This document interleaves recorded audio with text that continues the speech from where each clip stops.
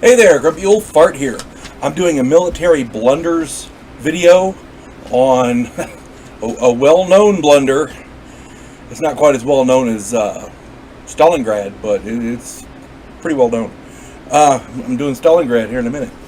This one is Isandlwana. I believe that's how it's pronounced. 1879. The Victorian period was not a good time for the British Army. A common underlier for many of the disasters suffered by British commanders was their chronic underestimation of whatever enemy they faced. And you see it in a lot of the writings of the time. My wife enjoys period pieces where the officers came from the upper crust, the rich people, as it were, and you know, because you could buy a commission, and the ranks were filled with the lower classes, and at the time that was commonplace in the British Army. Well, the problem was a lot of the people who bought commissions, they weren't worth a shit on a battlefield. They had no idea what they were doing.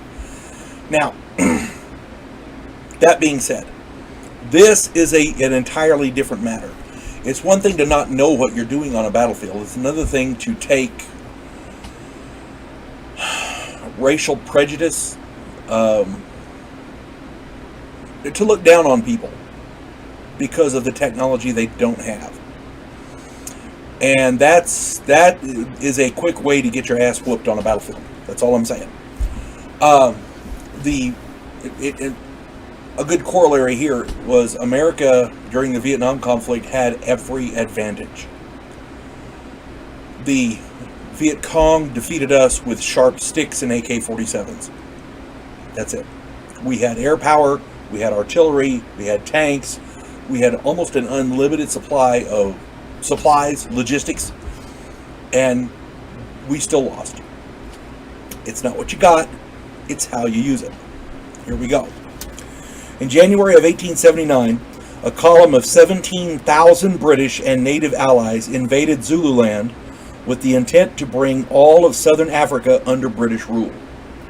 The British troops were led by Lieutenant General Frederick Thesiger, Lord Chelmsford. That was his title, Lord Chelmsford. And that's what I'm going to call him, Chelmsford, in this. It's easier than saying all that other stuff. Earlier, there had been a pretense at diplomacy. They didn't really want diplomacy, they wanted the land. So, and gee, the only people on there are those pissant little natives. They're not going to do anything. Guess what? They is a little miffed. And rightly so. Somebody comes to take your land, yeah, you get pissed. Well, there you go. Chelmsford crossed Zululand and made camp on the plain around Isandlwana Hill.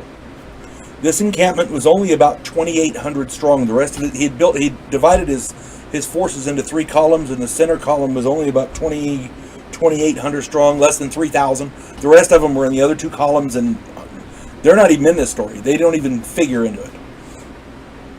To make matters worse, his overconfidence led him to not make any defensive arrangements around this camp, other than pickets in the surrounding hills.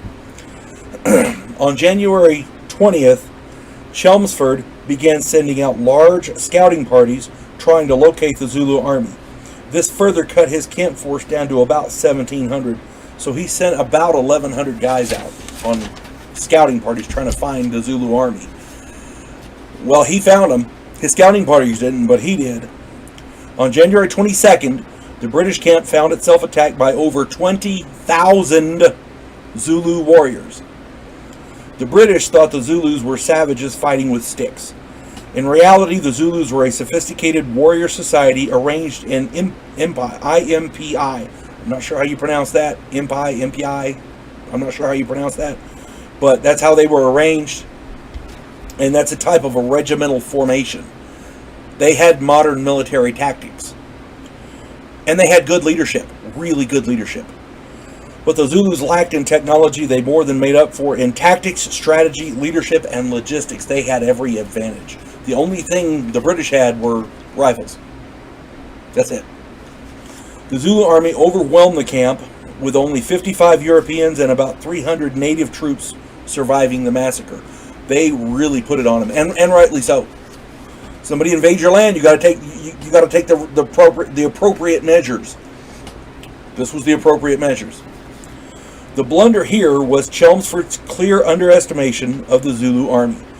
While they fought primarily with spears, iron spears, the Zulu army was well disciplined, well trained, and well led. A smart spearman will beat a stupid rifleman every time. Intelligence is not based on skin color or sophistication, but rather on an individual basis. A good leader makes up for his technological shortfalls, and poor leaders rely on it. The Zulus simply had smarter leaders, and that's an absolute fact. At one point, prior to the Zulu attack, a group of British engineers arrived. But they were under the same mindset as Chelmsford. They sent the vast majority of their guys out on scouting missions, so they didn't even figure into this either.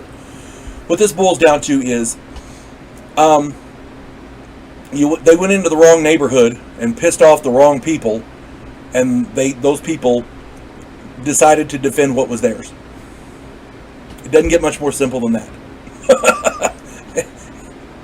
And the British underestimated everyone they run against, and that you just can't do that. You cannot do that. This was not a good day for the British Army, and the Zulus were very, very aggressive, victorious, and rightly so. You folks have a good day. God bless one and all.